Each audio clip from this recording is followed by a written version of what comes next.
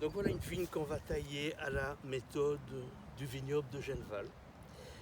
J'ai un sécateur que je vais désinfecter à l'aide d'alcool de méthanol que nous avons dans un petit spray à disposition de chacun.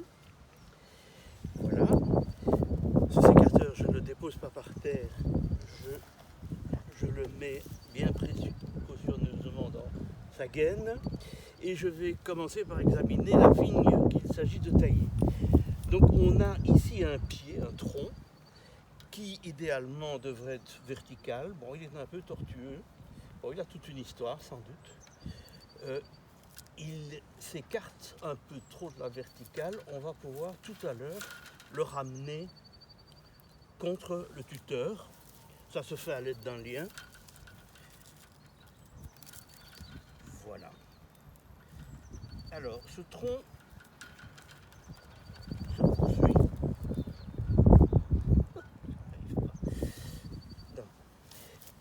par un cordon ou une charpentière. Sur cette charpentière ont démarré des sarments. Alors les sarments, ce sont ces rameaux qui deviennent durs, qu'on doit maintenir verticalement. Et c'est là-dessus que viendront toutes les feuilles, les grappes, etc.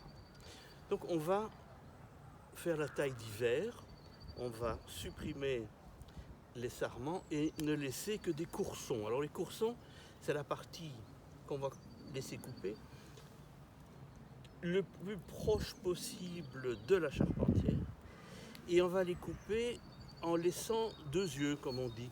C'est-à-dire que si on compte les petits bourgeons en formation, il y en a un qu'on ne compte pas, il est trop près de la charpentière, un, deux, donc on couperait ici. Alors quand on coupe, on essaye de mettre la lame côté de la charpentière et on coupe de façon inclinée pour que l'eau qui va couler ne vienne pas sur le bourgeon tout proche. Autre chose importante, pour que ce bourgeon se développe correctement, je ne peux pas couper trop près. Je dois laisser ce qu'on appelle un chicot, un bon centimètre, parce que ça va se nécroser et cette partie-là ne doit pas être trop près du bourgeon. Voilà, combien de coursons voulons-nous? Eh bien, on demande d'avoir 4 à 5 coursons répartis aussi régulièrement que possible sur la charpentière. Et si c'est mal parti, on a ici quelque chose, apparemment il n'y a plus rien qui reviendra. Ici on a un départ vertical. Là on s'éloigne très fort de la charpentière. Ici c'est pas mal. Si on enlève celui-là, on pourra garder ce courson ici. Là ça va. Et bien on va commencer à couper. Je dois encore signaler que on a un sarment très particulier que nous appelons le rachet. Alors, il part du tronc en dessous du premier fil et il va servir à rajeunir la charpentière si on décidait vraiment de la remplacer parce qu'elle n'est vraiment plus belle. Ça permettrait de prendre ce rachet, de le plier, de remplacer la charpentière et de couper l'ancienne. Voilà, on ne le fera pas cette fois-ci, on va travailler avec ce que nous avons, il y a suffisamment de coursons. Alors on va commencer à couper. Ici nous avions dit 1, 2, voilà.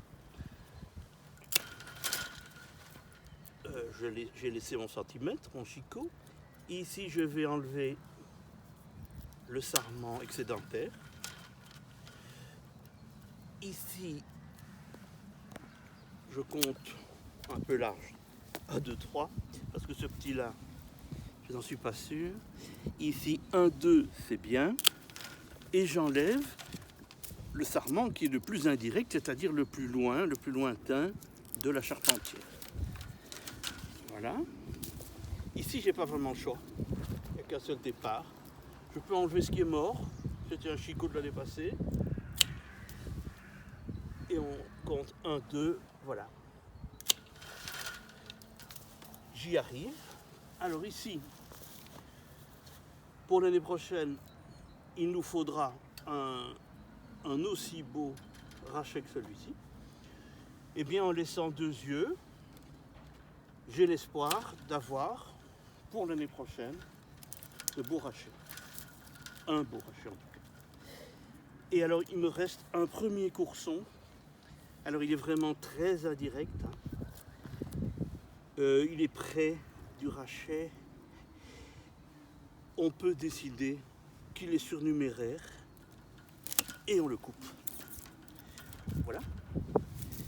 Il me reste ce côté-ci, encore ce courson-là. Et celui-là n'est vraiment pas beau. Il n'est vraiment pas beau. On peut espérer que l'année prochaine, on ait un sarment qui pourrait nous servir à rallonger cette charpentière. Mais comme on est déjà servi en nombre, je dirais qu'on coupe ici. Voilà. Voilà, notre taille est terminée. On enlève maintenant les sarments coupés. On va les ramasser et les porter au tas.